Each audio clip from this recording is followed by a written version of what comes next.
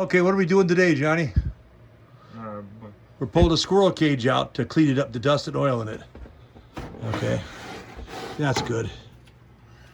This guy right here. We got the power turned off. And if we don't, there's a switch here too. You can switch, Johnny, right here. See that switch? This is such an old thing, it doesn't really matter. But see how dirty and dusty that motor is in there? It's been about 4 years. So there's 2 screws on each side, Johnny, the runners. Yeah, there's some up here, and there's one on each side. The ones in the front you can get first. Yeah. Here, let me concentrate on what I'm filming. Sorry, folks. Okay, he's got all the screws out, wires disconnected. Now he's just gonna grab it and wiggle it out.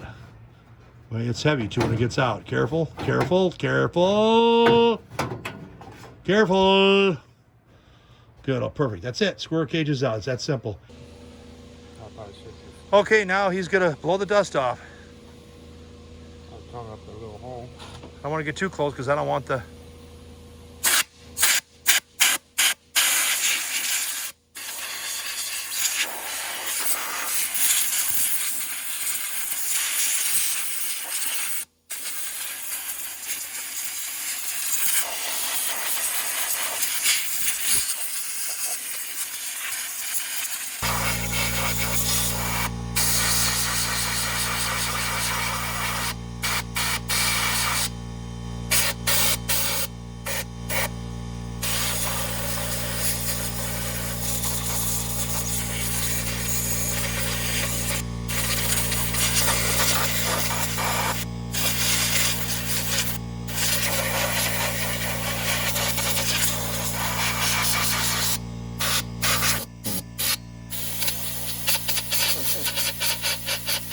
I hope the dust doesn't get on the thing, but that's all right. Just keep going, Johnny.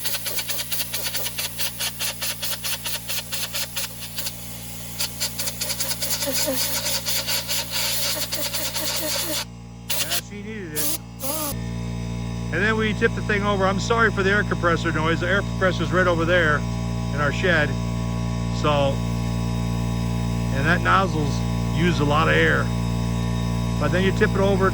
Like I said, this ain't gonna be exact because everyone's got a different squirrel cage assembly. But this is what we usually do this every year, but we haven't done this for 5 years now. Ain't too bad though, is it? No. And we change the filters all the time, so it's just that the filters ain't the real good ones, they're the cheesy ones you get for $1 or 50 cents because nothing else will fit that mobile home furnace.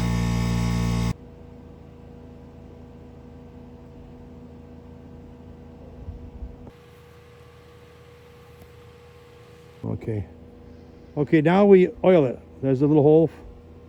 Start squeezing, Johnny. Don't squeeze too hard or you'll blow that thing out. Can you see the oil going down in there? Do it slow and easy. Yeah, they see oil. Yeah, they see the oil down in there. It's slow. It's always slow. Now that's the one for the bearing up front. The bearing up back, I forgot where the oil hole was at.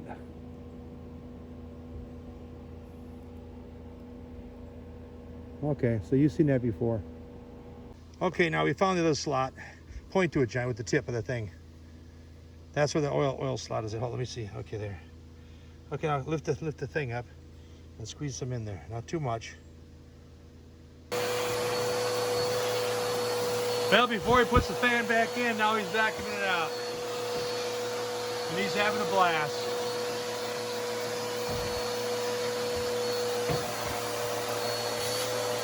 Is there a brush attachment? But if you use that, watch it, Johnny, so you don't drop it down in that plenum area.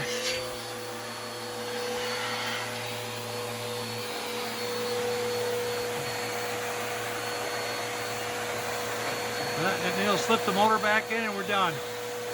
And see, here's the stupid filter setup with this thing. They used to have just one solid piece that you wire in there that's just garbage. And you know these filters, you see them for $1. Probably not now, but that's about it. Okay, go ahead, hit it. Hit the line up.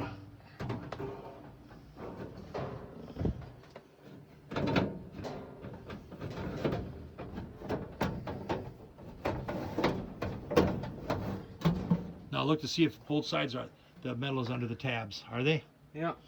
Now he just puts the screws in. We put new filters in the door, hooks the wiring up, test it, and we're done. And the trick too, Johnny, is don't tighten the screws down all the way.